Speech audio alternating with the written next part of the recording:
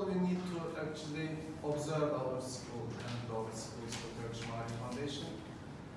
We are right now going through all, campuses, physically, academically.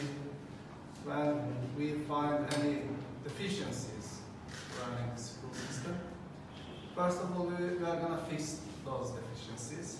After that, actually, we will find out how much we can, where else we can build or open this school system. With our colleagues, we are working on it. Also, in our Aktürk Mali school system, we started Turkish classes from preschool to 12th grades.